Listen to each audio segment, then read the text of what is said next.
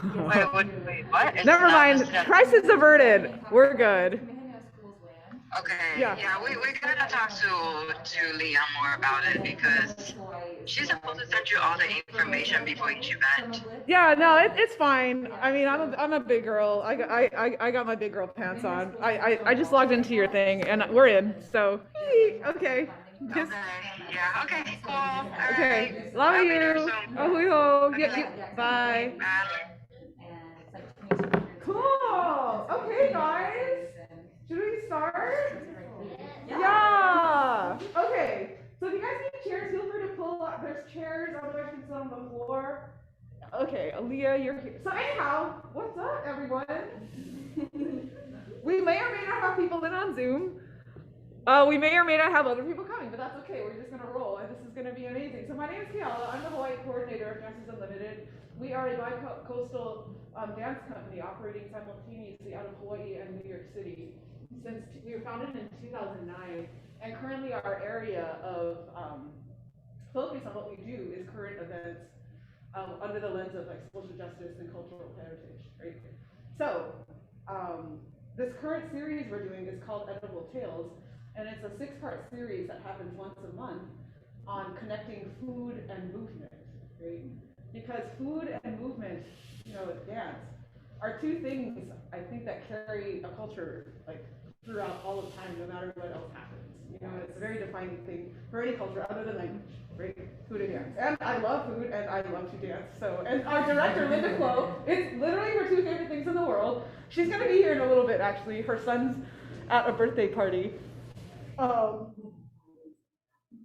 on, someone's pointing.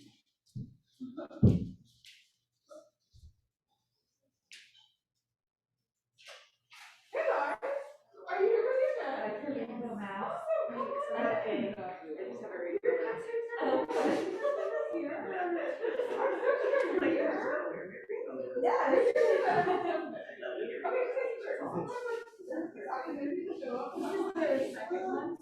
Yeah, it's still true. They're not open right now. I actually wasn't able to make it. Jess was there. Yes, Aliyah, thanks for bringing your food. Yeah, friends, come on up.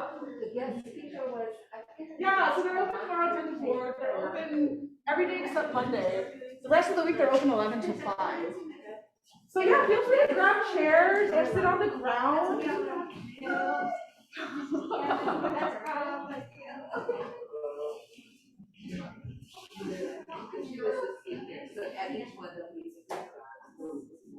So there's chairs there. I can get more chairs. There's like choke chairs.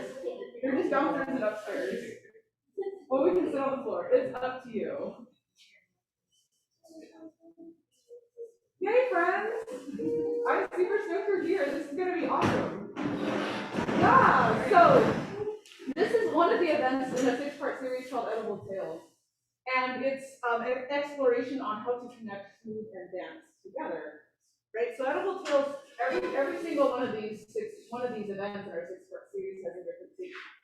So last month we did Oli Kubani, and Heilani was our speaker, and she talked about rental, and that was amazing. And then this month is Miss Aliyah, she's talking about food through education. Next month's gonna be Kinoki Pizarro, if any of you guys know her.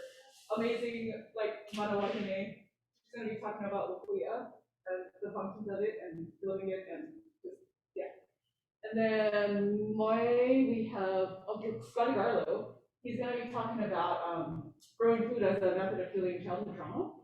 And then the last month, or actually not the last month, but June, is Robert Silva, who is the kahu of Boikalo Park. And I should know the name of it.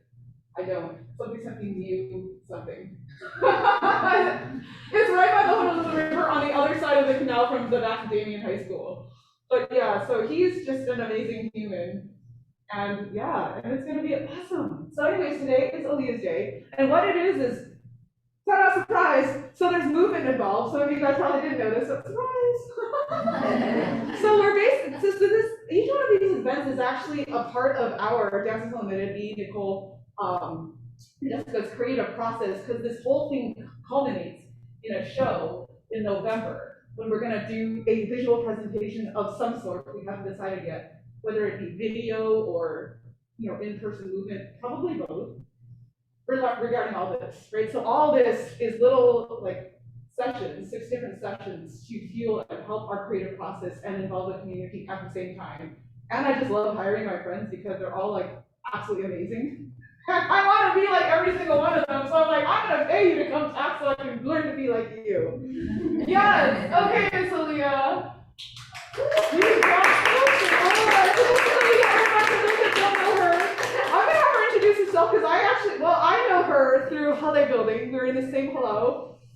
This chick like carries rocks that are probably heavier than her, and I've literally seen her like single-handedly lift like freaking huge ass pieces of logs and climb up a ladder. I'm like, girl, I don't even know. I cannot. Yeah.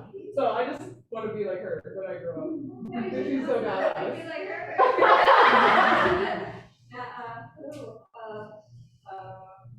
Aliyah, Irvine. I know why am I off? Irvine from why I yeah, I love this chick. She's awesome. And I'm just so sweet and I keep her home. Yes.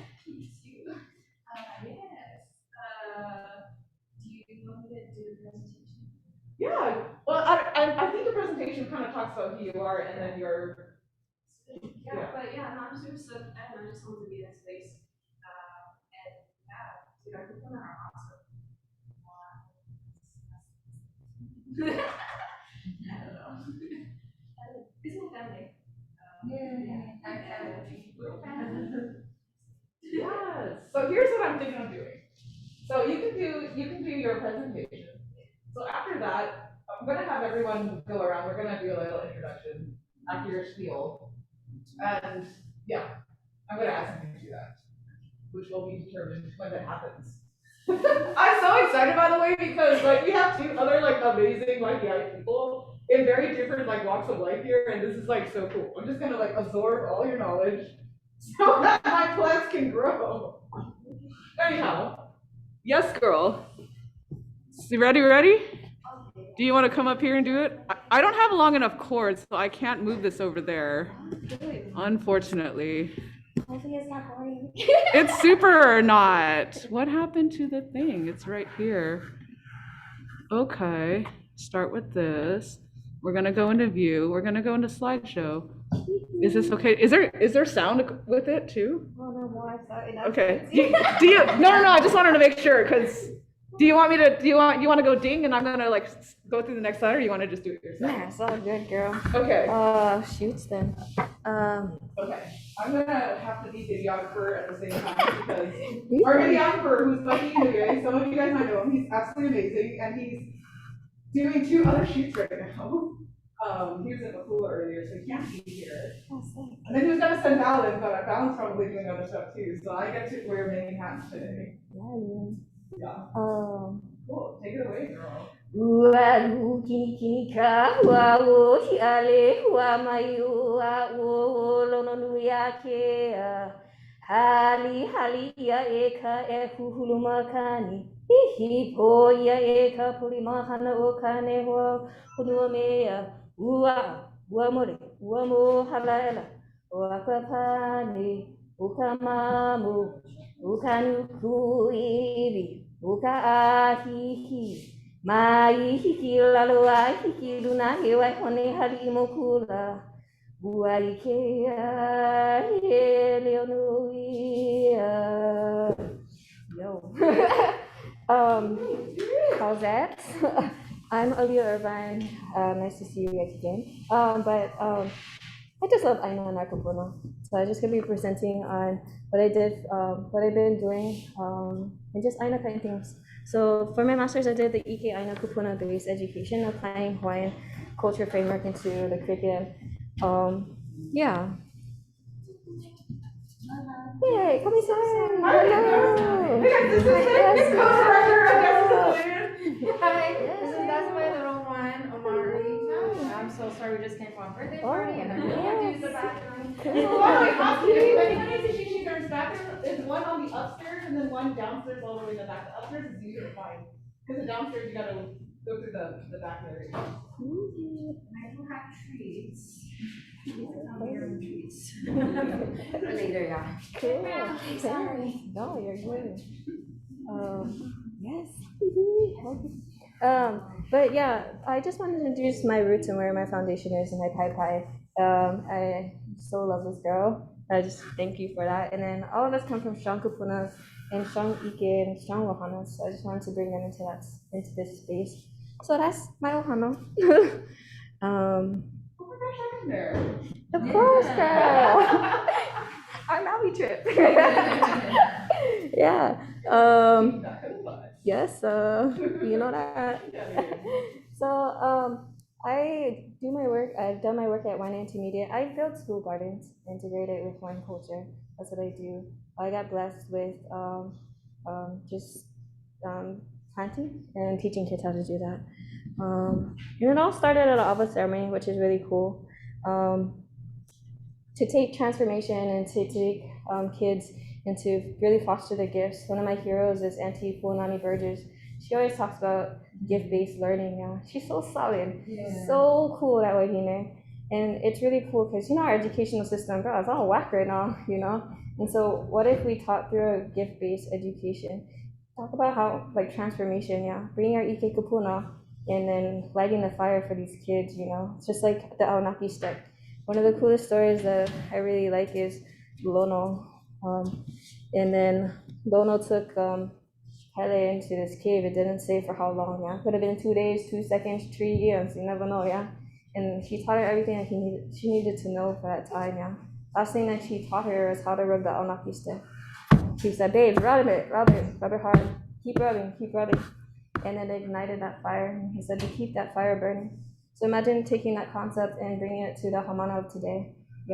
Whatever their gifts are, whether it's mahiai farmers, whether it's holly building lashing, or whether it's canoeing, no matter, So I use wine culture as the foundation of our stuff, as the foundation of everything.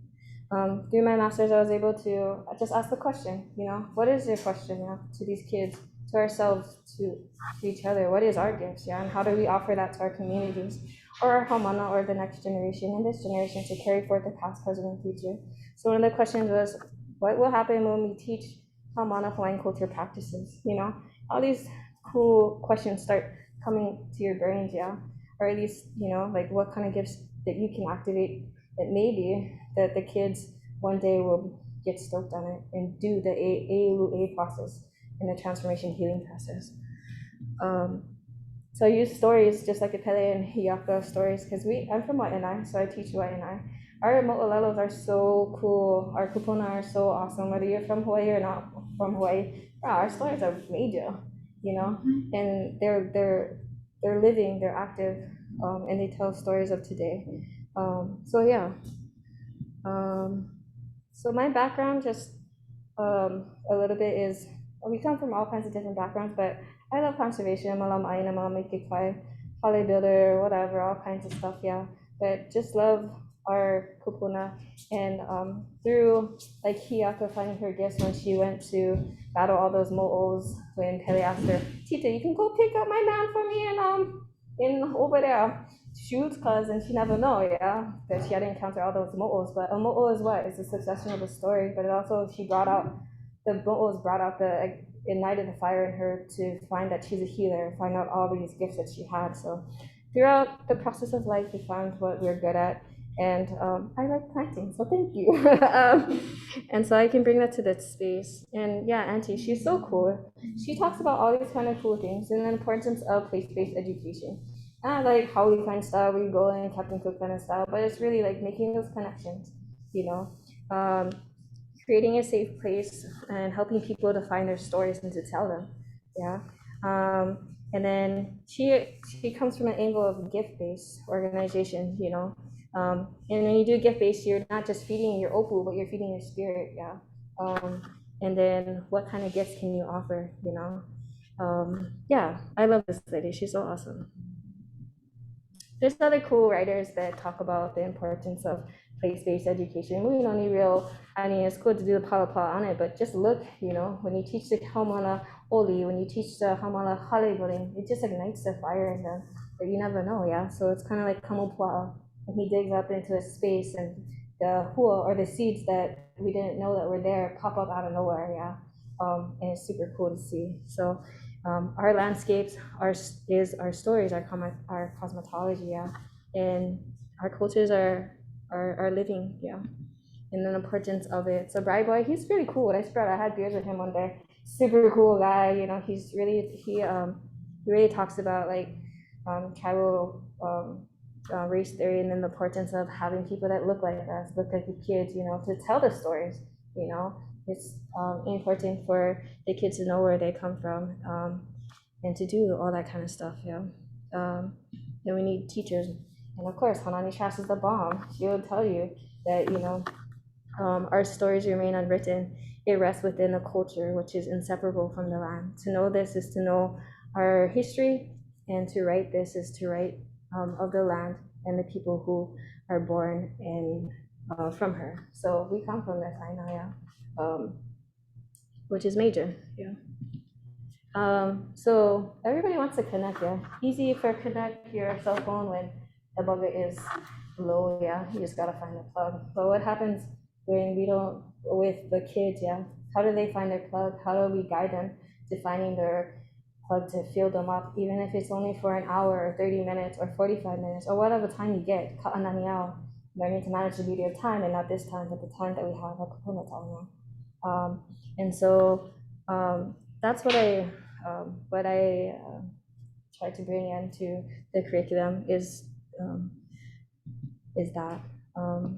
Yeah, so I got blessed to work with Wine Intermediate and Nanakuli, which they're both epic schools. And these are the teachers that I work with for my master's.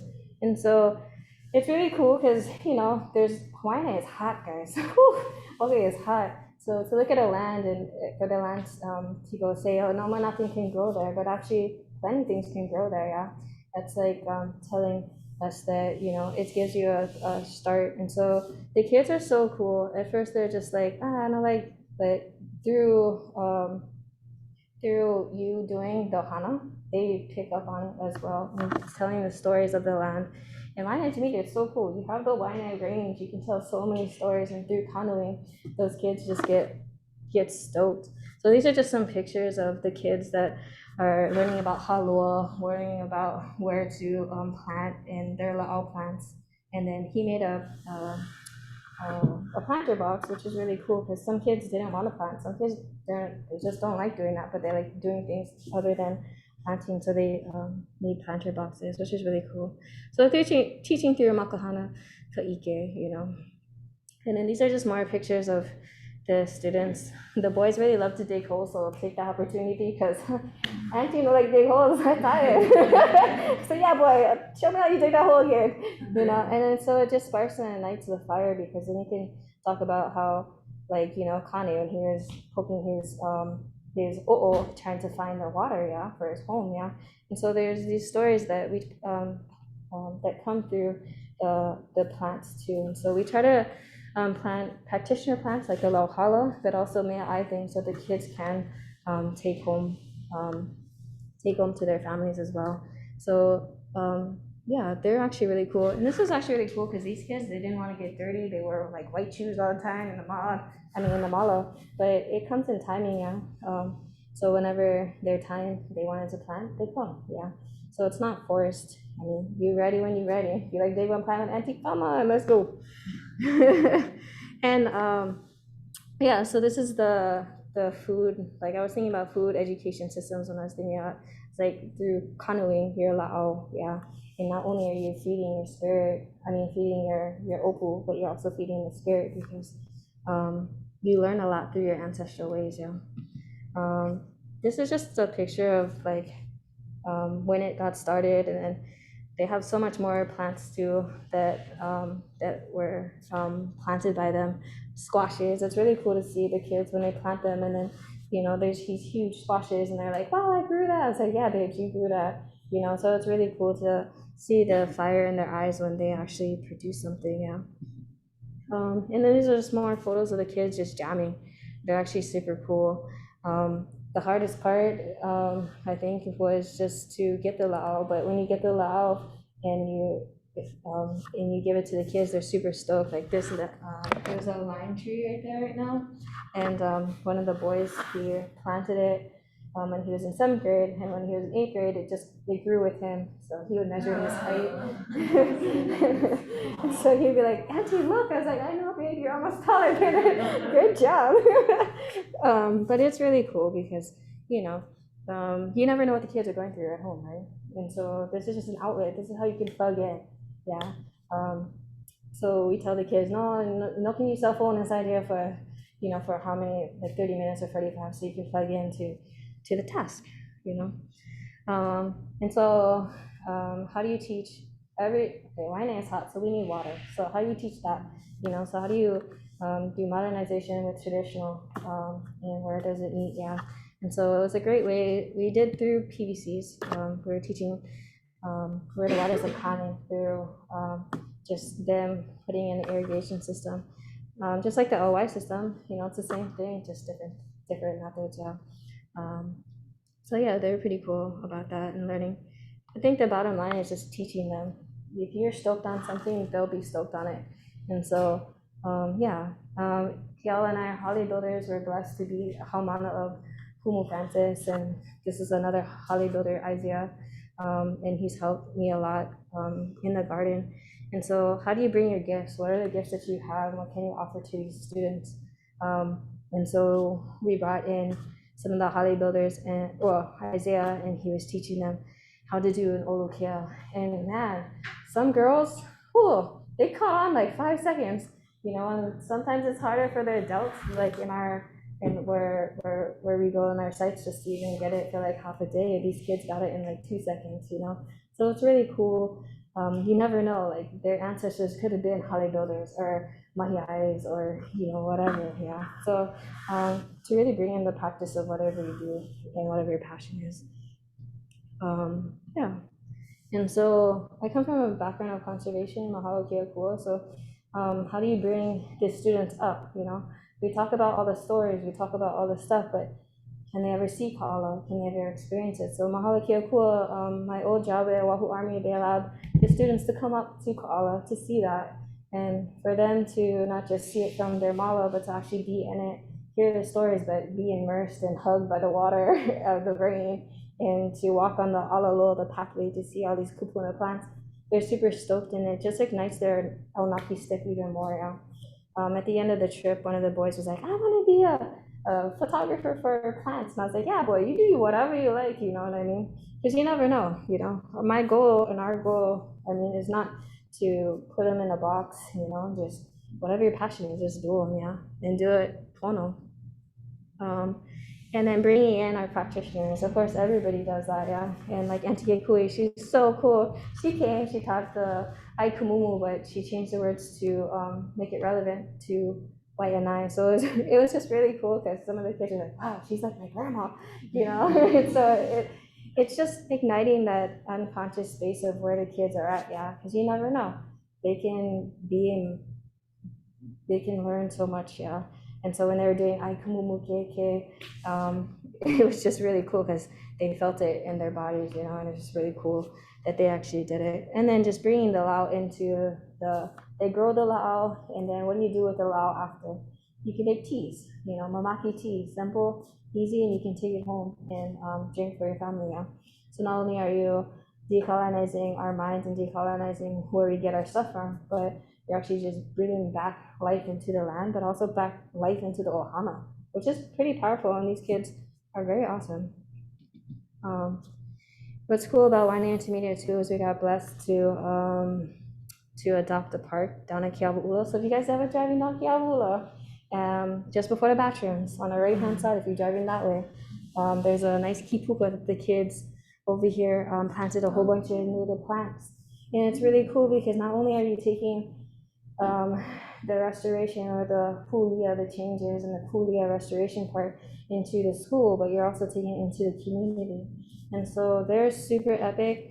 it started off small with some ojai and other plants, like really, and now the thing is going off, and it was really cool that the kids, they all surf, go beach, yeah, so they go check up on their kupuna. So like, hey, go check up on your kupuna that you and plant.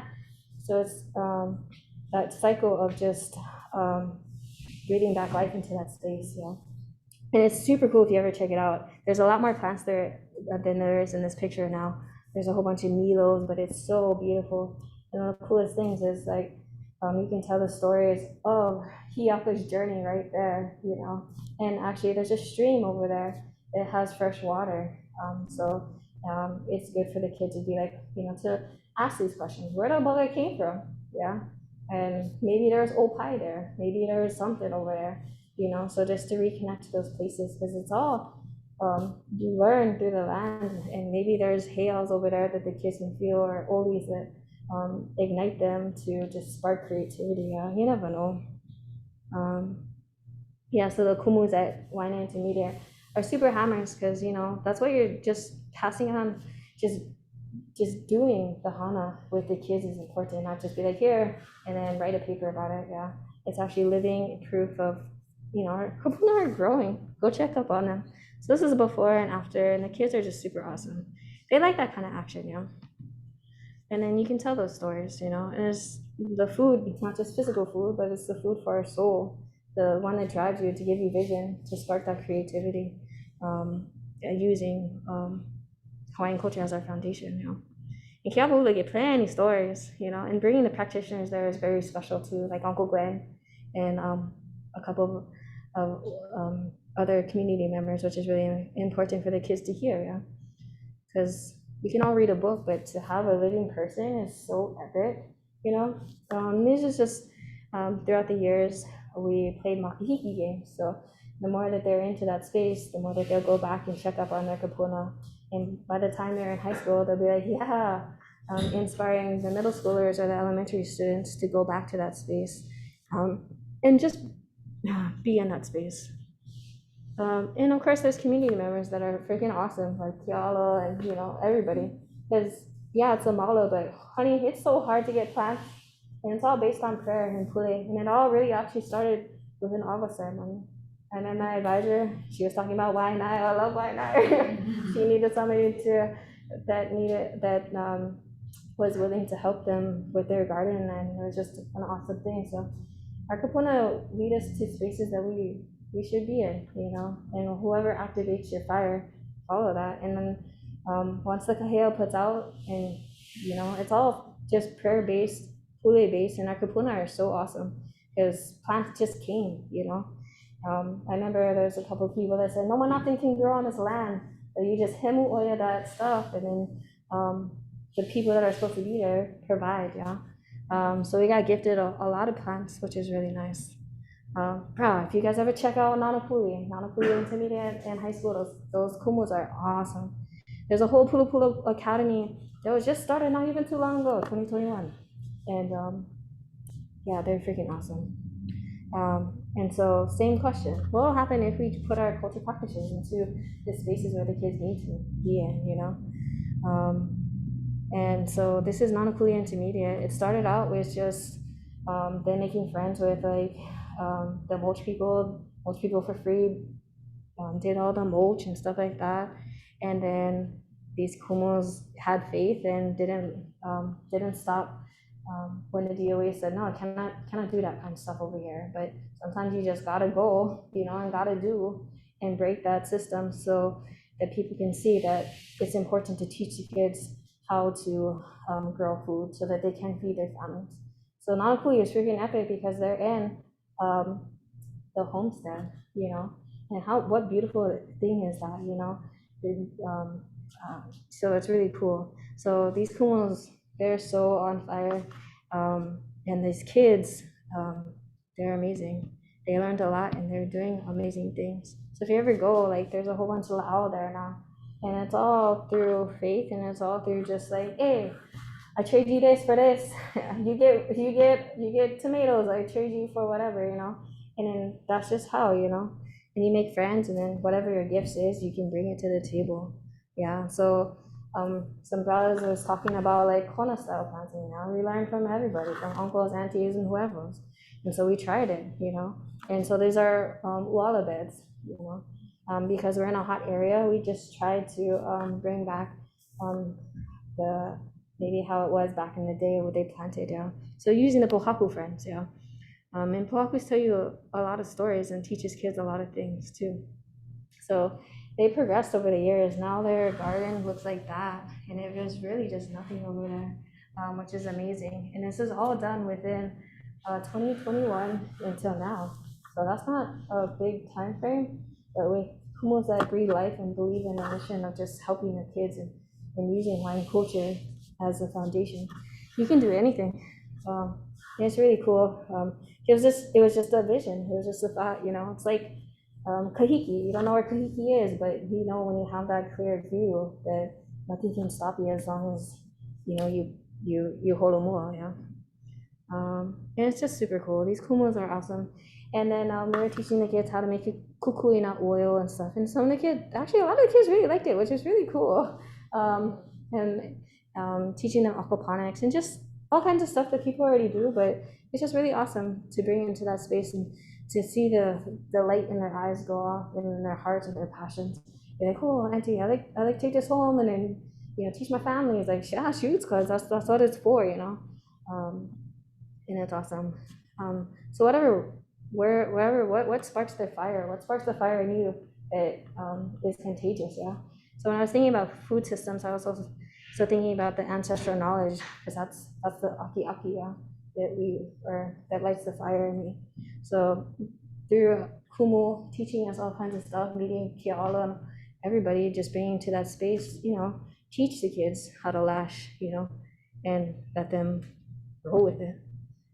And then this is kumu. Kumu is the bomb. I mean, there's no words to say. Like all our kupunas that we learn from are awesome, and to treasure them and to bring them to those spaces. And the need for kumus to be in those spaces where the kids are, that's just powerful. Whether it's a mala, whether it's wherever in the classroom, because the dynamic shift, when there's a kumu inside, because they can see and they can teach way more than we can teach, and it's their experience.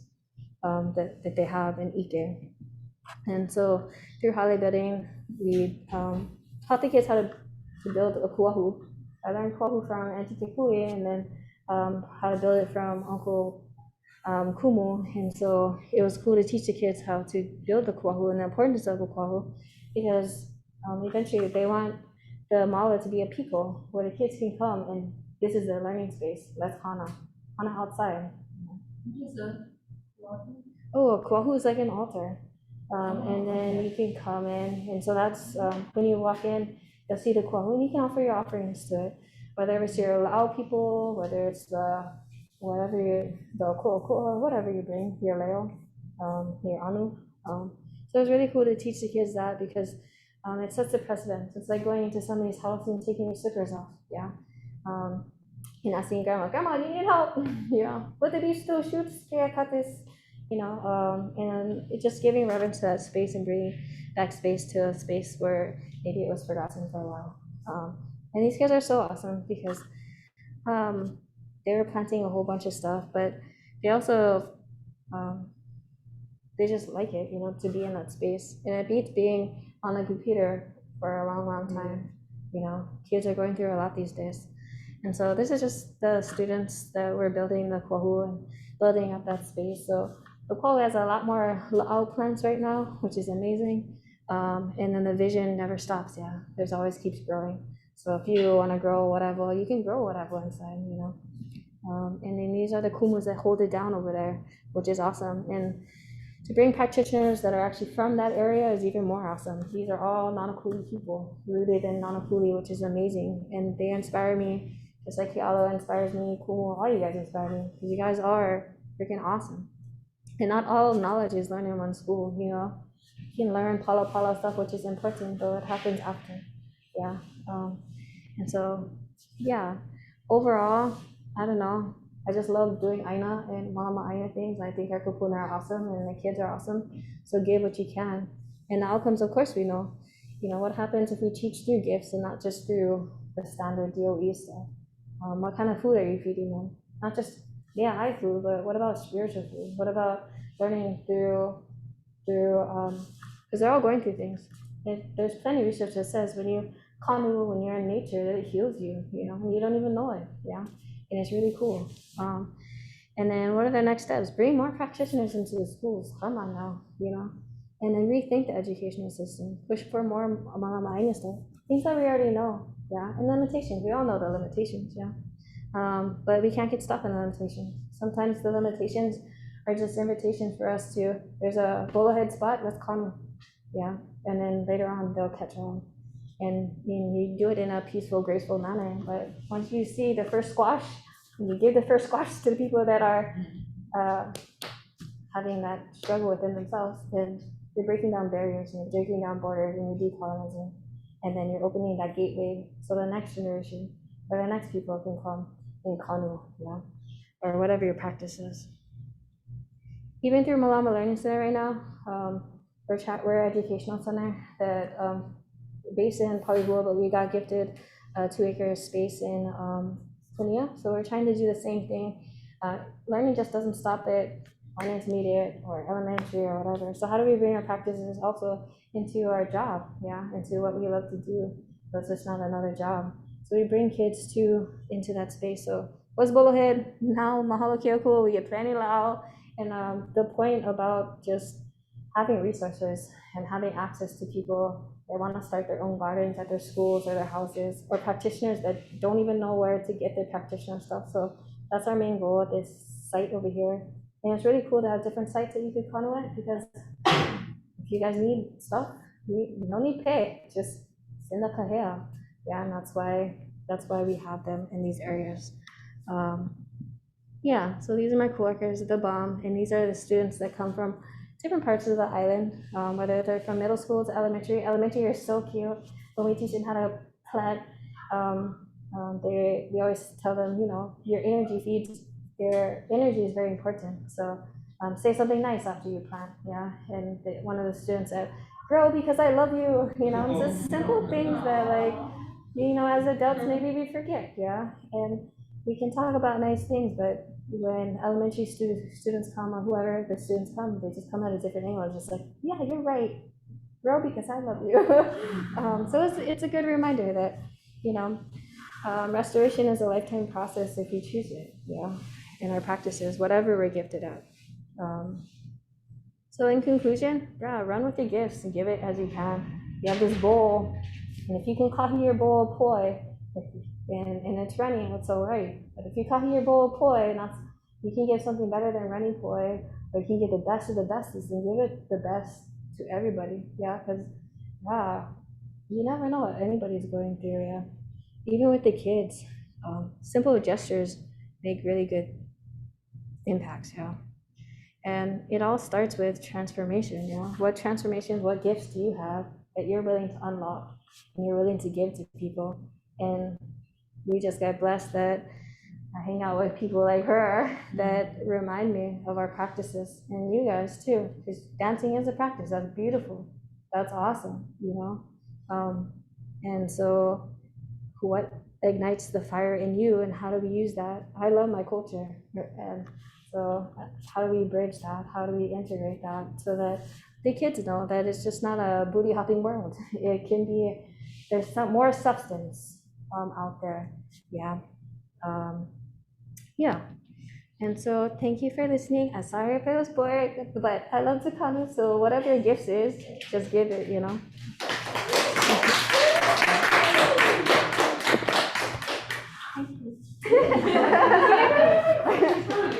had a question. I heard you use the word Puma. I thought that was an elder, like ancestor, and then you refer to it for the plants as well. So Kupuna is definitely that, and I think we come from the Ko'oko'a, we come from the rock people, we come from the coral people, we come from the plant people. So I refer to them as our Kupuna because they're here. They teach us every day. But good question. Yes, girl. I might have missed this, but how many schools have you worked with right now? And is there any like funding focused towards, because I know the challenges of getting school on board, like what's stopping them, besides funding? Totally. Mine intermediate. Well, I got a master's. Through my master's, they just asked me to go into there, but I kind of just hailed to my friends at my intermediate, because they had plans, and I was like, oh, kind of more money, and that's hard, but through play and through friends like her, through friends like, hey, you guys like donate, so it was a lot of donations for Wine Intermediate, and people came in clutch, and sometimes, they give money too, so that we can buy and purchase the lao. We got a grant one time from one of the people down at UH, which is super nice, that allowed us to buy soil and buy lao too. So it's kind of just kahang and running on faith, because it's hard. If you go through the DOE, it's hard. Like, you gotta turn in these papers. There's so much rigmarole. I'm not a teacher in those schools, so I just did it through just kahang to people, and then sometimes bartering. Hey, I give you surfboard for plants for the kids, something like that. It's just faith-based. But Nanakuli, they're so cool. Like, those teachers are hammers. Like, they apply for grants too, and they give most of them out of their pockets. So a lot of the teachers just give just because they see the purpose in it. They see the end goal for the kids. Bro, no matter, spend $500 on plants, but what are you getting out of that? You're getting kids that are stoked and want to be there. Sometimes kids only show up to the mala, which is an honor for us, and that's a testament that maybe we're doing something right. And it's not me; it's those kumus that are there every day. I'm just blessed that give me a wish list. I don't know how we can do it, but it'll happen. Yeah, and the power of kaheng and power of seeing kahiki, seeing the vision of the mala, and just let it roll. And the things that are supposed to happen in the malas is the kupuna plants that are supposed to be there. And then if not, then they're not supposed to be there. And then, getting mulch, all that mulch was free, which is awesome. And it's really cool. So the power of the community and just asking, being humble just to ask too. But yeah, I'm just believing. I don't know if that answered your question, sorry. But yeah. Yeah. I feel like I'm just wondering because when we first started, we started as a program Friday, like free kids classes. And it was easy to get volunteers. It was really hard to try to approach school and be like, hey, we have free classes for your students. It costs nothing. We just have a space. It was like, okay, then we got like a $200 bill just for like the space. Like, what? Then we realized because there's so many hoops, like there's like different unions, you have to like come to an agreement, and you can't just use this space without security guard, without someone in the administrative, just not any teacher can sponsor you. It has to be from like administrator, which is a lot. So we ended up going the same thing to a community, like, hey, who has an empty dance studio during this time? So we ended up working with a Kula Preservation Society. So that kind of just, I was just wondering if that was part of the thing in terms of like implementing programs. Oh yeah, it's super hard, but I think it's a blessing, because here, White Intermediate, we got really blessed because we started on the outside of the fence, but there's a little people in a fence that was just, nobody was occupying that space, and it ended up there being sinks over there. So my uncle works as a baker over there, and so we got the chance to be in that space, and so when we can't water, he waters, so it's nice, and I make friends with the maintenance people, and they help us too. So it's all through the power of thank you, God, thank you. Just keep showing up, because when you show up, then they know that you're dedicated to that space. Yeah. And if you don't show up, then you're just another Captain Cook.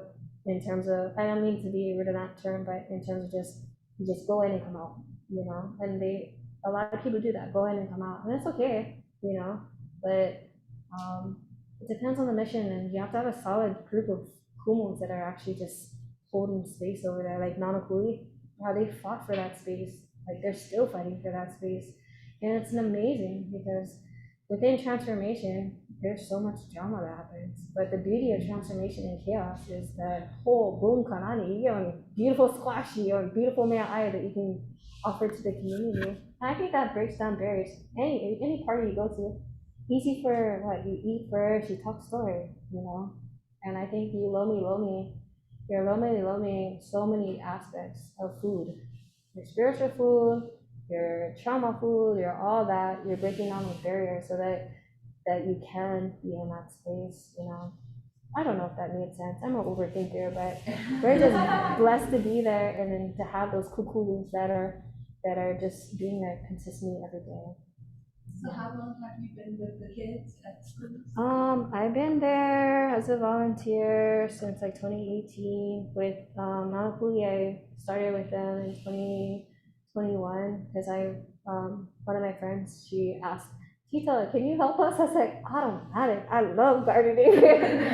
But it's just through prayer. I mean, there's nothing, I mean, I just like to grow things. And whoever needs it, they need it. Give a wish list. I don't know how we're going to do them, but it's like a kapuna, you know, like we roll with it, you know, and then see what happens. And how are the children, like this is done after school hours and they come on their own, like how are the children selected to be a part of it?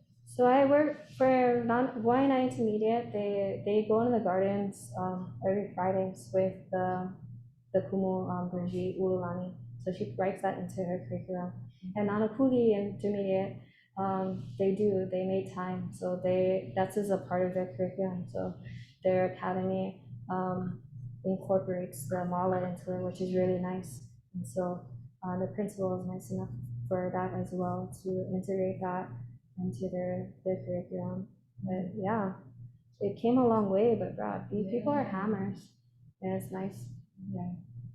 Sorry, I was curious to know if the efforts with having it a part of the curriculum is also reflected in what they're having in the cafeteria, like what food is being served right on campus, and if there's like other local farms, like bigger farms in the area, like Kahumana or Whole Farm or something like that, being supported through the school systems, like, is that sustainable? It's definitely regenerative, but is it available? Like, is there food that could systemically be integrated? And say, for example, like coming out of schools, like could there be a lot of local food supported in a system like that? I think there could be. I mean, it's not yet at Lion Intermediate or Nanakuli, but that's the goal, yeah.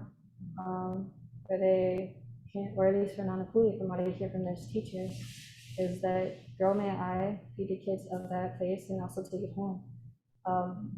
But right now, I don't think it's at that level yet, but maybe one day that'll be so epic. You know, that'd be so cool. And with more funding and with more people that are like-minded and follow the long lines of what the Kumus desire, what their passions is, and just support them and then help them grow as well within their vision. I think that would be super epic. Because Nanakuli, I know that they were asking for the scraps food when kids are finished with the food, and they do like compost and stuff like that. So I think slowly and slowly they're trying to get to that level. Hey, maybe next year, you never know. I mean, with enough people that believe, yeah. Once like when you ignite the fire, bro, anything can happen. Yeah, you never know what's gonna come out of the emu. You talk about this helps bring out the gifts. I would love to hear stories about the kids, like what gifts did you see showing from them through this experience? Oh yeah, so cool. And honestly, when we were teaching poly building washing, it was really cool. One of the girls, she just got it like that. And so they're building lattices for their lines or stuff like that out of ohe. And so she became the alakai for that. And this is the same girl that in school they deemed her as, oh, she cannot learn nothing. She's the bottom of the list, But through allowing all of our gifts in the day and our practices, she taught all those kids. Wow. And then from there we had an extra ohe, so we were lashing bahale for the farm because at the time they wanted to get ducks. Yeah, so she was the alakai for that. Even the boys, just the strength that they have, and one of the boys just got really stoked on building kuahu, even though the rocks are heavy, but even those kids that planted those ulus, so I don't force the kids to come to my side. There's two sides that want to meet it. For the kids that want to do not be in the mall, but they want to do another activity, then the teacher will teach them another activity, like a light activity. But for the students that want to canoe in the level, I started off with 5, then I went to 10, and then I went to more. And so when you're consistent, and they just see that you love to be there, It was funny because one of the kids in Nanapuli, I missed a day. And he's like, I thought you were coming back. I was just like, of course I'm coming back. I just had a meeting. I'm sorry. So it's just really cool, every time that they see you, like even going to the store, Auntie, what's up? And I think those are wins for me. You know what I mean? Like, slowly and slowly but surely, like, hey, those kids didn't want to plant. But at the end of the year, those same 2 kids in their white shoes asked me, Auntie, and they're like tall, they're like, Auntie, can I plant this ulu tree? I say, yeah, babe, you can plant this ulu tree. So it's not by force, it's just by just doing. And then when their time is ready, then they'll come. When their time is not ready, it's all right. We still get things for them to do. Like Kumu teaches us that all the time. Not everybody is going to be on the ulu kale. Not everybody's going to be lifting up heavy pockets, but everybody has a role. Everybody has a gift that they can offer, even if it's feeding people or giving people napkins or making sure everybody has water. Those people are very important, yeah? And in time, they'll slowly integrate and slowly pick up what they want to do, like the Mauna, right? Not everybody was dancing at first. It's in a time, yeah? Like, well, it took me forever, but 3 months later or 2 months later, I got the confidence enough to dance, and that's just like the kids, yeah.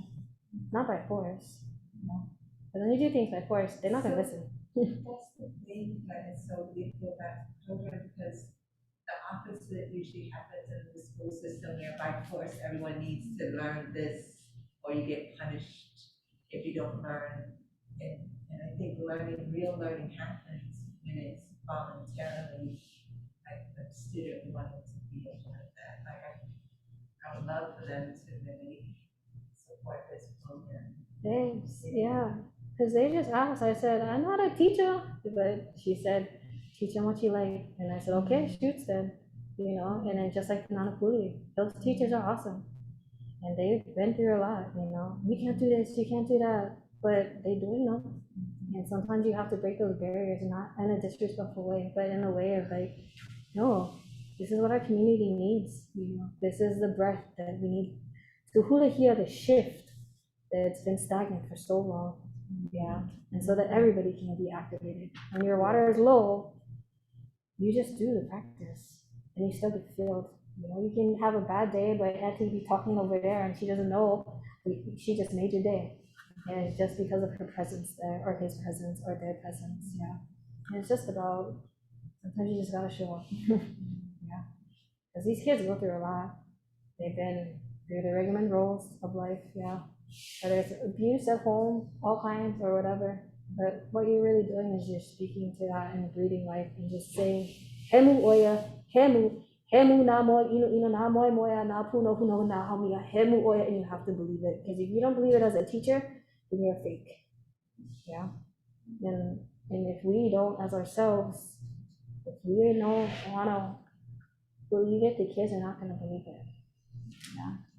Do you mind translating what you just said? Sorry, just basically overall it means like you're putting to sleep all those negative things.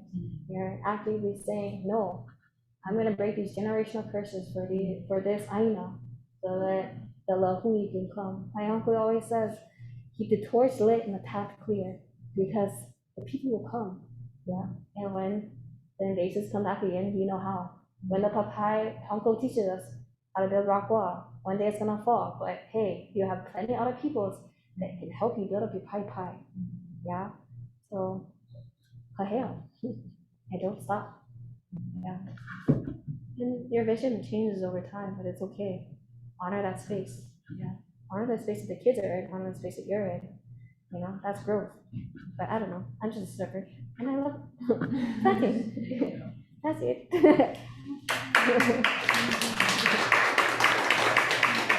you. Bye. Does anyone have any other questions? Okay. So here's what we're gonna do. It's our first exercise. So a lot of what Aliyah was saying basically is based off of relationship or community, right?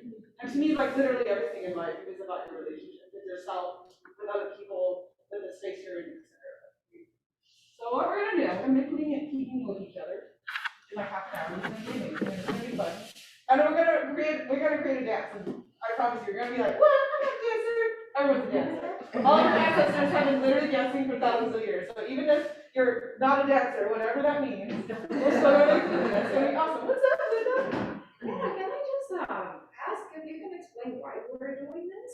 Why we're doing Why are we inviting the community here? Why are we doing these conversations? We're a dance company. Why don't we just dance? You know, like why are we including the community in here? And I also just want to give a shout out to our funding organization as well.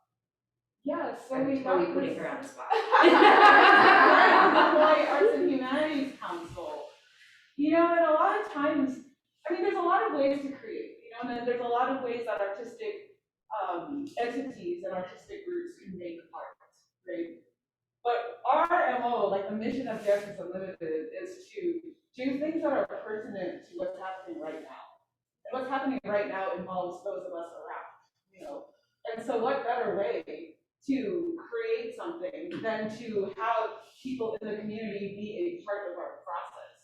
So it's not just like, you know, a lot of dance companies, you know, you have a choreographer, an artistic director, and they come in, they teach a bunch of people different moves, and then you do this and you perform on stage, and then like people pay a lot of money, clap, clap, clap, clap, throw roses, and clap, right? Which is cool, you know what I mean? And definitely like awesome. But then there's also other avenues of creation, you know? And we really want to be a more inclusive thing as opposed to like, we're the dancers, you're the audience. So, you know, if there's like that separation, but maybe there doesn't have to be. You know, why can't the audience be the dancers too? Why can't the dancers be the audience? Why can't you be both simultaneously, right? So if it's like not really, like life is not really black and white. Like it's all kinds of colors, or maybe no color, or maybe it's, you know, ambiguous, and that's fine too. So that's kind of what we're all about.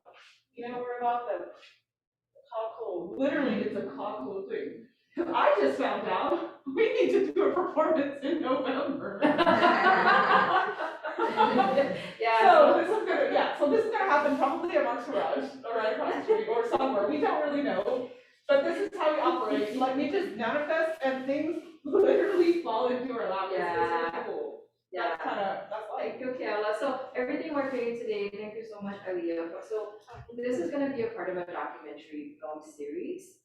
So funded by the Hawaii Council for the Humanities, and also part of the grant is actually from the National Endowment for the Humanities, funded through the Hawaii Council. So we are able to pay our speaker because we really want people who are knowledgeable who are making the field. We're so thankful that you're here because your voices, even if you're dancing today, or you're just speaking your mind, or just your presence being here, it helps us create. So this is our creative process. And we invite you back in November. I don't know what we're creating, or it's a mystery to us. It's gonna be amazing though. It's gonna be based on our explorations together. Yeah. So thank you for being here. Thank you, Romana. Okay, guys, here's what we're gonna do. We're gonna go around in a circle. You're gonna tell us just a little bit about who you are. And so everybody at some point has tried to plant something, probably, right? At some point in your life, right? So think about a time that you planted food, right? And I don't necessarily mean food as in only what humans consume, right? Because when you plant something, it is food. It may not be necessarily food for people, at least human people, but there's the insect people, and there's like the reptile people, right? And the people that fly, the bird people.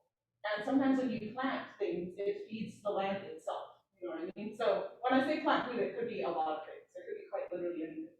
So think about a time that you tried to plant food and just something like really poignant that you want to share with everybody. Great. So this is like super broad. And I know know for some of you this is literally, it could literally be a thesis and a dissertation, but maybe keep it to like a paragraph or a sentence, right? So I'll go first. Okay, so my name is Kelda, and I am a dancer with Dances Unlimited and other entities on this island. And the thing that really changed my whole view on things was actually two things. Somebody once told me, because I've always had a black thumb, like I've literally killed a Lord, like aloe vera. And someone told me it has nothing to do with black thumb, green thumb, it has everything to do with intention. And someone told me this a long time ago. And it wasn't really until recently that I finally got it, right? And what I learned was that when you plant things in like a cultivation, not like you just grow something in the forest and just like call it peace out and like let it grow on its own, but I mean stuff that you cultivate, right? I've learned that plants have its own language. So when you're planting, you're basically literally learning a new language. And I've learned that plants tell you exactly what they need, exactly how they feel. It's just my job to learn what that language is. And that's where I'm at. I'm like, I'm sorry, Paula, I don't know why the end is underneath my yellow, but I think you need something, so I'm just gonna go anyways. So that's my relationship with that. We're gonna go around in a circle. We're gonna go this way. 'Cause this guy's amazing, you guys. This guy's amazing. I guess. Kalau may bago na may bahay na may kapalaw na airport o ay wali o wali ang kama. My name is Namya. Sheila from born and raised Lahaina. I'm from the island of Maui or the old name T Kapalaw na airport. Old name of Maui Island. So I'm a cultural educator component at Maui Botanical Gardens, but I have other positions in the community. And talking about plants, there's a term that is when I was doing research at Bishop Institute, I came across a chant called Imo Imo Kala, which talks about right? It's written by Kuruwei Maka, who's a well-known chanter during the time of Kalakaua.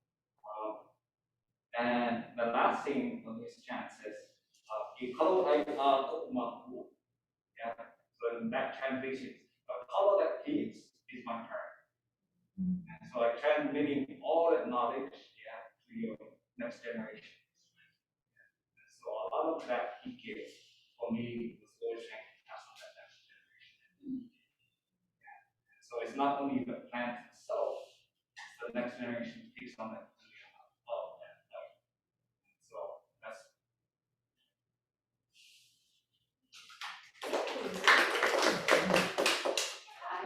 I'm Nancy Spear, and I came here to support Aliyah.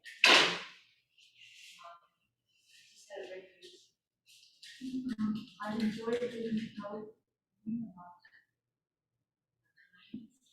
and I enjoy gardening, even pruning weeds.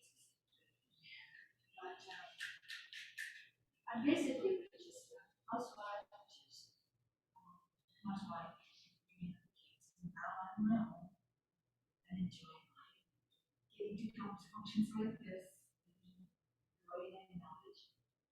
Yeah, and that's it. Thank you. Thank you.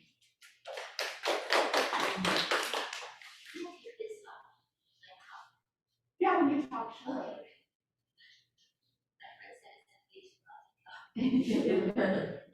Shalom, shalom, honey, and TV. Share it. Just said hello.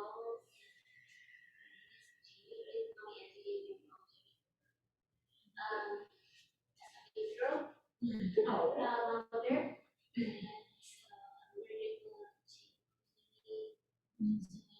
She asked me to come live on the beach, hang out here. Because I'm not far. Try to be there for her. Regarding planting, I plant my share of planting. As a woman, Christian woman, there's a local scripture that says, some plant, someone, that God always makes to grow is the increase. And what I like to use is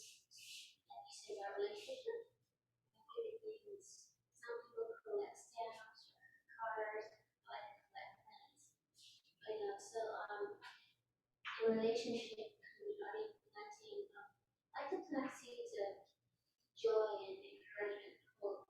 Because these days, like my baby girl was saying, you just don't know where they're coming from. We all have a story to tell. We've been through our own story, but we and our God, Jesus is faithful. He's brought us the pit now to blossoming, to see her grow the way to become a wonderful woman that she is. So planting and watering are so important, not just physical form, but relationship. It's just a pipe, and then if you don't nurture that relationship, it's not very healthy, right? So my mission in life is to just be someone to be encouraged. Wherever you're at, it doesn't matter who you are, what age you're at, it's just, hey, I'm here for you. I'm for you. So that's what the question. So they do the work.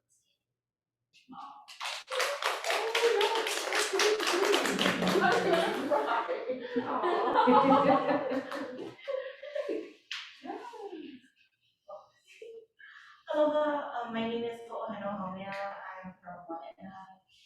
And I met Aliyah through her brother, Lilia, and ever since then we've been two peas in a pod.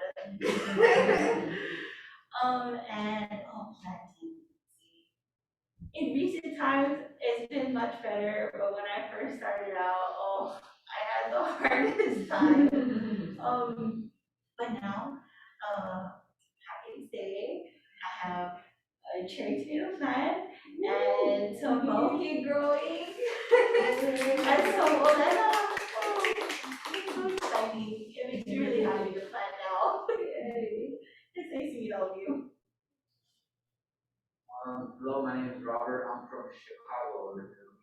I met Aliyah through MoveMEANT. And in regards to planting, I didn't start planting until I got here to Chicago in the Salt City. I didn't really have much area to plant. So when I first started planting, we had our downs and ups. We slowly had to figure out what, like you said, with the language and the not language. And you have to figure out what is wrong in this plant. And I didn't know I would like planting, so I actually did it. And then I'm going with this, but I really didn't do it. That's all I got. You want to go first? Okay. My name is Linda, and I guess I live in New Jersey now, but I grew up in Honolulu, DUNYC-HI area. So my relationship with planting is like watching my mom. We have all these fruit trees in the backyard. It's a really old house, and I also have avocado and a huge mango tree that the birds will always come like every morning in the summertime. And I remember like climbing the trees and trying to get all the mango before the birds do. And I fell off of the tree once, and miraculously it was okay. And we have coconuts, papayas, a lot of them. I never like really planted anything until the pandemic when we started the edible tails. So this the program is called Edible Tails. So we started talking about food, and then I love growing kalo in her garage. Urban garden. I was like, what? And that's when we had like moved out from Brooklyn. We used to live in Brooklyn and to New Jersey, so we have more space for him to run around because New York was in total shutdown. Right, like even the parks and playgrounds were shut down, and he was like jumping off of my walls. So we had all this in that garden. I was like, oh, I want to plant, and then I was like trying to so I made a rookie mistake. I tried to once I planted the seeds, I just put everything in the sun and give them mat water. And I was like, they're not growing. And then until I took a virtual class with one of our partners in New York, they actually do a lot of urban rooftop farm. So they have 20 acres worth of rooftop farm. And they became one of our sponsors for our events like this in New York. So it's really cool. And then so they were like, yeah, the teacher's like, yeah, they're not supposed to get that much sun, you're drying them out. so she told me to cover them. They actually need darkness. So that became one of our pieces. growing through that darkness, and it was so relevant during the pandemic time, like that isolation being a seed.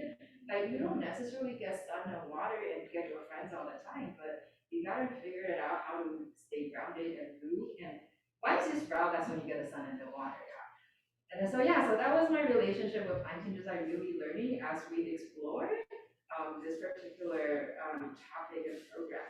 And this one I took into Deloitte for the first time in Havana last week, and it was so interesting because I never told him about like Ohana, and he was looking at the crop load. He said, "Hey, this one is a mama, and that one's a me." Oh my God! So I thought of you, like you said, you know what do the Hamana get, right? Like sometimes we don't even need to teach them; just put them on the land, and the land teaches them. So it's super cool. So, yeah.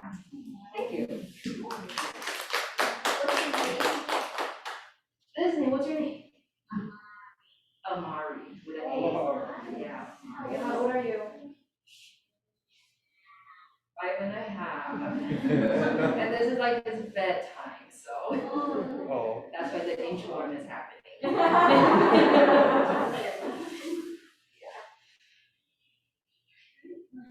Unless the morning wants to go.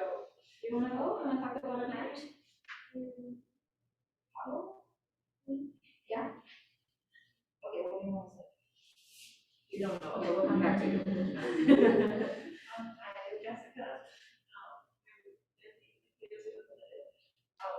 I'm also from Chicago, but like Chicago, later Southern City.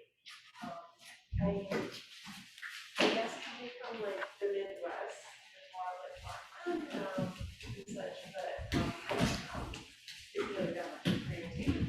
Probably, I don't know if you guys have done like science experiments where you like plant different kinds of seeds and see like what grows best in what conditions. So I remember that.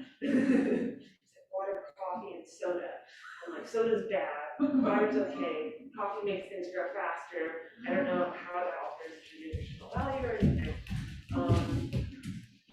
Most interesting little anecdote I thought was one time we had like, when I was little, we had like bird feeders, and so we filled them with seed and stuff. It was right over like a little like flower bed. And what ended up happening was the birds with scattered seeds all over the flower bed, and we noticed we had all these strange plants growing, you know? So we like pulled some of them off and like we had these giant carrots and like eggplants and like other things, and it was just, you know, like unexpected results. So like we were feeding the birds, but also we had this like totally random garden growing we didn't even try to do anything before. So yeah. Yeah. Later, Chicago City proper, there was some urban gardening going on, and it was kind of, I want to say, to like foster community in the areas that were kind of sketchy, you know, just using that as like an element to establish healthy relationships and to look outside and not feeling fearful.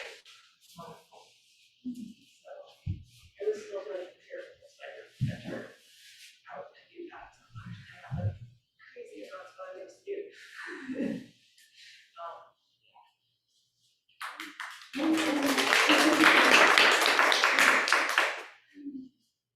Hello, I'm Chloe. I'm happy to be here, and I'm a dancer and a plant freak. Like, plants are my life. I love plants. I've been a dancing herbalist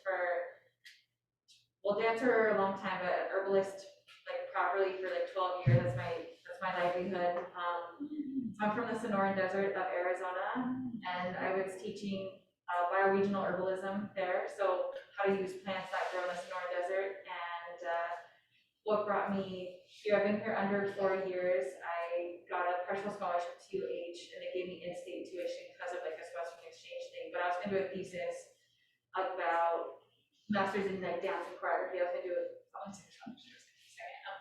was going to do a thesis about like how we can decolonize the mind through looking as plants as our teacher rather than like presidents and government and people that are just irrelevant in my world. So I was like botanical anarchy. Botanarchy was like the name of my project and thesis, but but I didn't. I actually struggled being in an institutionalized education space after so long not being in that space. So I am kind of want to leave the lessons that I may never return to with UH.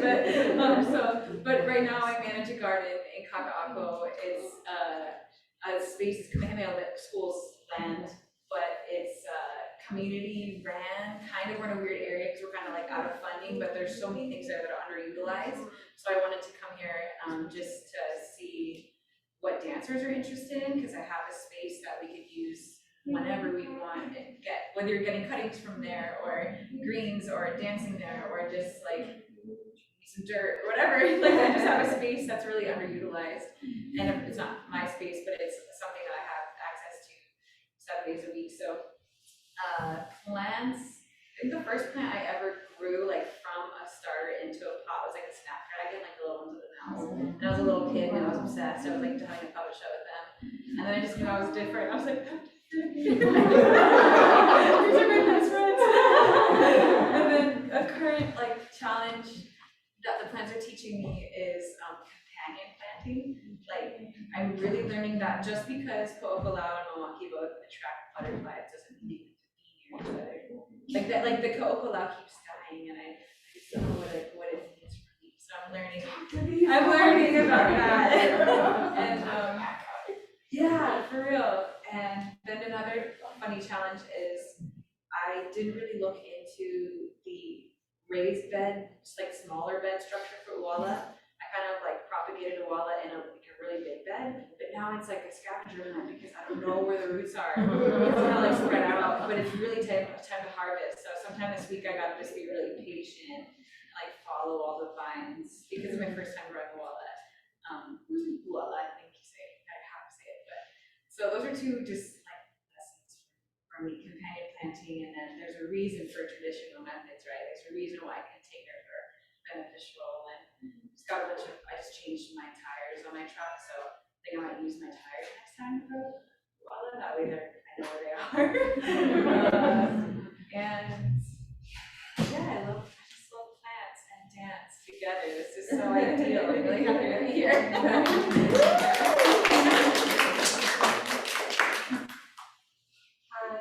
Hi, my name's Nicole. I'm with DU, and hi, Chloe.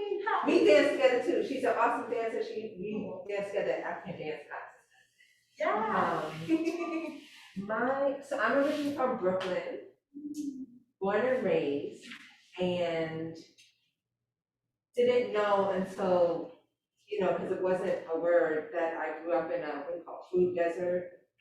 That's kind of neighborhood. So didn't really know a lot about growing things. I would go to like Central Park or the parks I would see, and I enjoyed that. So the first time I actually planted something, I was already out of college, and I was in DC, and I went to my friend's performance. She was a dancer and a poet, and so it was a play.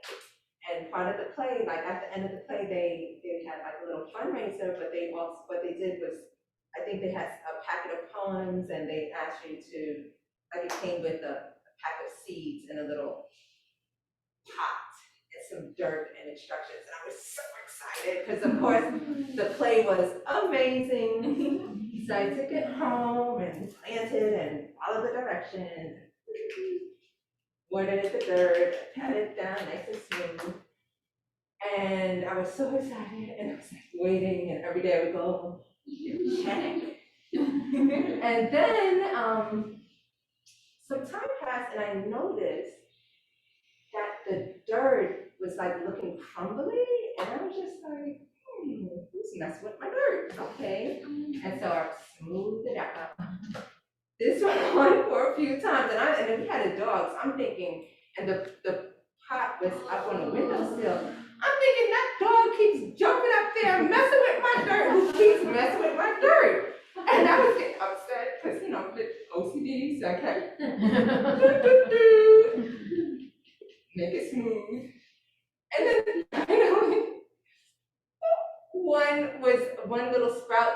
then that's when it dawned on me, like, oh, they were trying to break through the dirt. I had no idea. I just kept thinking somebody was messing with my dirt. And so ever since then, I realized, and growth is messy, you know? And it's like so much, like when the seed was in there, it was doing its thing, but when it was ready to like really go to the next stage, it had to break it. It was a mess. Like I like things neat.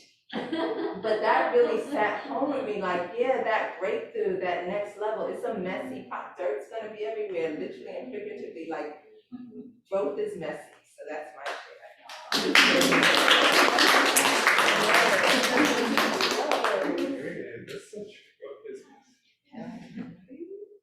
Aloha, I'm originally from Kapolei, and I live in Paligua. It's my neighbor. We live like 1,000 feet apart. It's my closest neighbor. Oh, you're the one that making teas holiday. Yeah. The container. Ooh, yeah. Nice. Yes. I don't even know where to start. I do plants, a lot of plants. Plants is my life. Where do I start? I take care of Pu'o Kapolei, which is a sacred spot. We want to be the Piko of Kapolei. It's actually where Kapolei started, and it's the start of my where I work right now. I work at DUNYC-HI Learning Center as a lead instructor. So I teach cultural practices. I teach about plants, having a relationships with our Aina, and making connections. And we gotta, the way we make connections is through our hands, the things that we do, and the people that we connect with, and the places that we visit. Anyways, plants. I'm a Lauhala practitioner, and I teach Lauhala also outside of DUNYC-HI. And so I'm really big on just planting a bunch of hala. I do grounds per garden. Did you give him any of the little hala things I gave you? The bins outside of coffee shops? Like, I go to Starbucks and I take their grounds and I use that to create a mulch pot. Because I don't want to put it directly on the plants. It's still too acidic. So I mix it in a pile and let all the microbes eat it, do its thing. And then weeks or months later, just spread it out, because Pu'o Kapolei is kind of drained of its nutrients because of the sugar cane. So that's a huge effort that we're trying to do. I went to college in Hilo for agroforestry. And so it's my dream to have my own agroforestry system right by my house if I learn how to cut grass. And aquaponics, I'm using aquaponics. Yeah. So, but the only thing that is really holding me back right now is time, right? If only there was more time in the day, or if only I knew how to use power tools. It's so hard. I know. He wants to, crazy. But, I give all my time to my haumana, all the keiki, our next generation, and so it's a slow process, but now whenever I want to do something, I can accomplish it through them. I can accomplish through teaching them, since I don't have the time to do it myself. If I want, say, an agroforestry system, I will teach my kids and we'll work all together instead of doing it myself. So much plants in my life. I don't know where to start. But thank you. Aliyah, anything else you wanted to add to your amazing TED Talk? Oh, no, you guys are awesome, and class are awesome, and our people are awesome, and yeah, you guys are awesome. Yes. Okay, guys, we're gonna make magic. Within 5 minutes, because it's like 8 o'clock in 5 minutes. We're going to know each other's name, and we're going to create a dance. And this is how we're gonna do it. I gotta run upstairs and go shishi real quick. I'm gonna put on some music. I need every single one of you just to think of a movement associated with like whatever it is you're talking about. So I was like, for me, it's like learning a new language from plants. So maybe my movement is that. Or maybe your movement is wax on, wax off. Whatever. Just one movement, okay? Then you have the time I go shishi to when I come back to think about it. Okay, and if anyone else needs a shishi too, there's also a bathroom downstairs. I'm gonna put on some music. I'm just gonna run upstairs, do this, and I'm gonna come back. Is it recorded? Yep. Okay, awesome.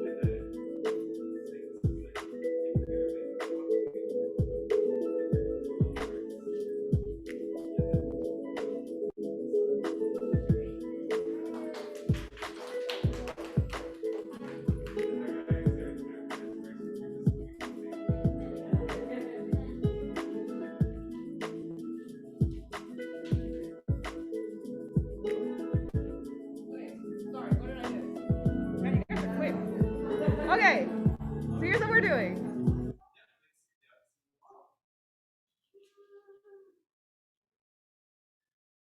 I like counting by threes when we dance.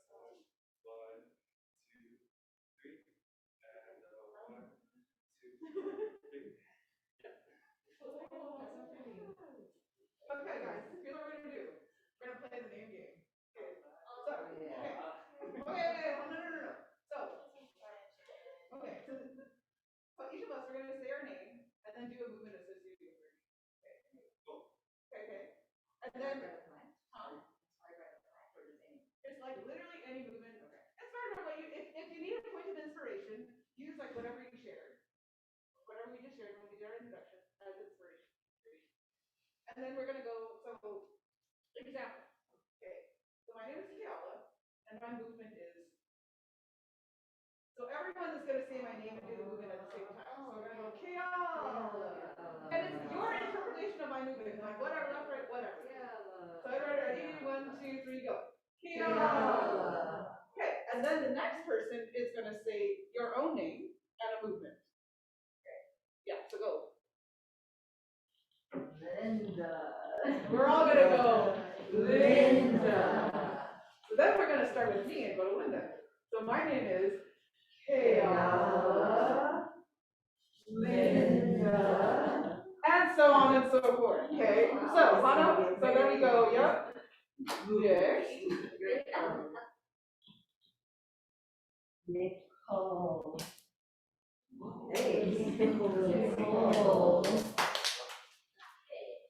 Okay, so then we go for me. So I'm Kayala, we're all gonna do this. And then you are Linda, and Nicole. And I'm Chloe. One more time. Slowly. So starting from me, here we go, and we go. Kayla, Linda, Nicole, Chloe.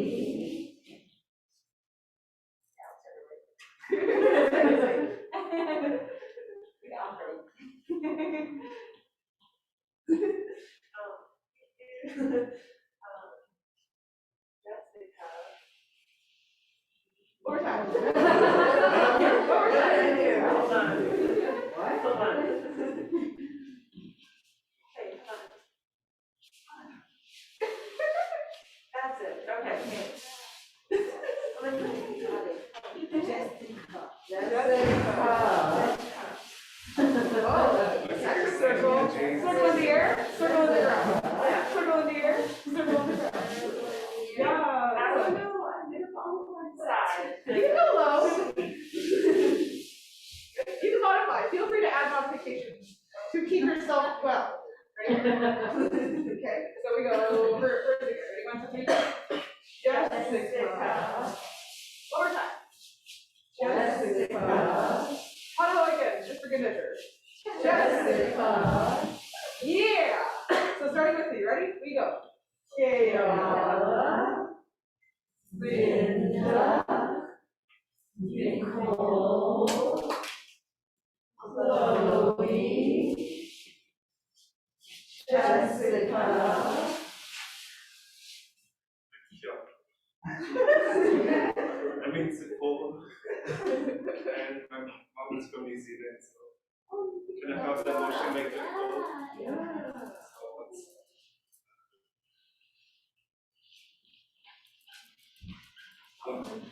Hello, I thought I know. It's okay.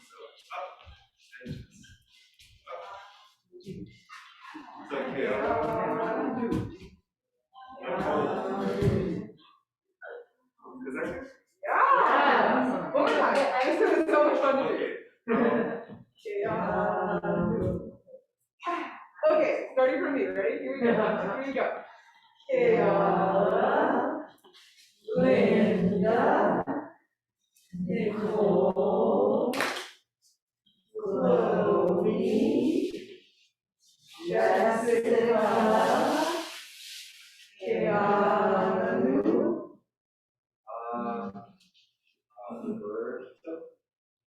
Alberto. Yeah. One more time. Alberto. Cool. Okay, starting from me. Ready? 1, 2, 3, go.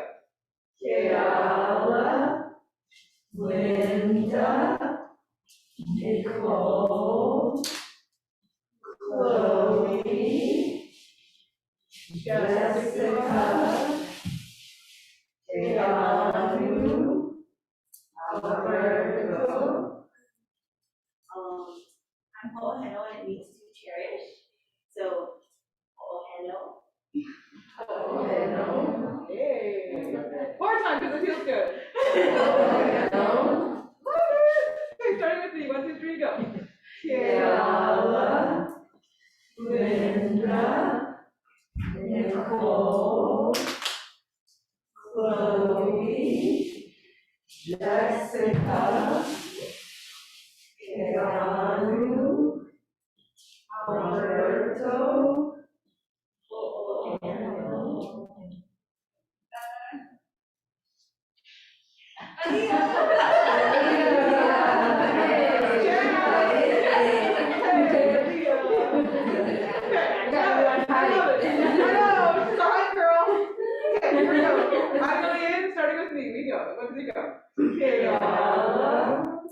Linda, Nicole, Chloe, Jessica, Keanu, Alberto, Ho'oheno, Aliyah. I'm gonna follow you. Jamie, oh shucks.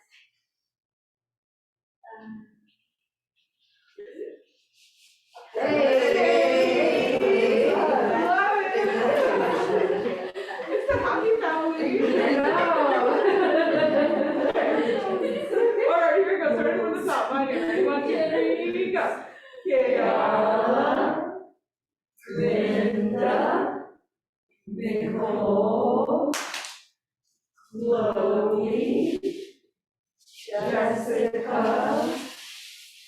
Keanu, Roberto, Anu, Aliyah, Jamie. Oh, yeah, that's Yes. Okay. Okay. Just like 100 2 hands. One hand.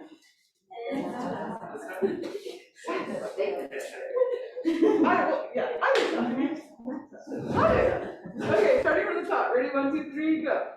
Kiara, Linda, Nicole, Chloe, Jessica, Keanu, Roberto, Oleno, Aliyah, Jamie, Nella. It's gonna be a hard. Namaya has too many meanings. The translation would be correlated also go like this. So the center. Gather your cheese and love it, love it. Yeah. So from here. The other Yeah. So it's from here. Yeah. Switch. And love it. Hey. So yeah. Something like that. Okay, left hand. Up. Yeah. Okay, everyone try it. Try Navea. Ready? 1, 2, 3. Navea. Again. Navea. One more time. Last time. Navea. Awesome. Okay, here we go. Starting with me. All the way around. Ready? 1, 2, 3, go. Kiara, Linda, Nicole, Chloe, Jessica, Keanu, Alberto, Oleno, Aliyah, Jamie, Nessa, Nella. Cool. Okay. Here's how we're gonna do this. We're gonna do that same thing. I'm adding music. Actually, I really like that song that I did. Okay. We're gonna cue with it. Now we're gonna do exactly what we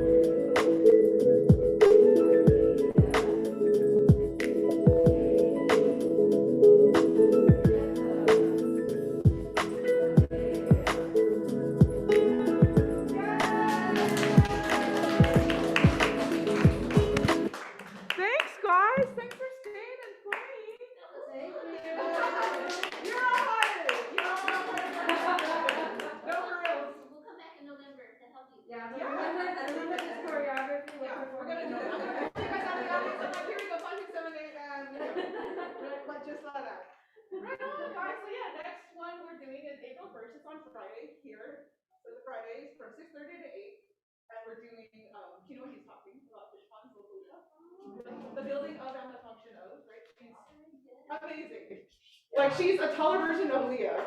And maybe twice as buff, if that's even imaginable, because Aliyah's pretty buff. But I've seen, some ridiculous, yeah. And then Nicole was doing facilitating that one. Yes, thanks everyone. And Aliyah, did you have some little things you wanted to give people? Oh yeah, there's If you wanted. there's soil, and then there's wow. there's soil packets here. Thank You you. guys can do at home. And then there's different kinds of seeds, so you guys can have in your garden. Thank you.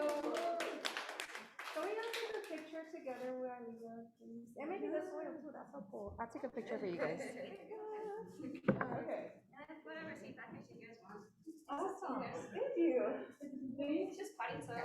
Should we hold a plant for the picture? Yeah. Oh, cool. Thank you so much. That's a point. By the way, if you want it moved, I cannot grow. Thank you, So if you want to put it This? yeah, I have literally nowhere to put it in the tree. Because where I have my hollow, I'm not allowed to grow trees. Because they don't want it busting through walls. Alright, Okay, guys. so can we all gather around? So I turned, this is our spotlight. So, Yeah, I don't know, I actually brought some for it. So no, like for real, I showered, I promise, for this day. I literally did. Except my hair was still wet. Okay, we're gonna do one smiley one and one silly one. But we all have masks on, so we're totally. So you have to do silly with your eyes. Okay, this is the normal one, yeah. 1, 2, 3. And then the silly one, silly eyes. 5, 6, 7, 8. Boom. Thank you guys. Thank you.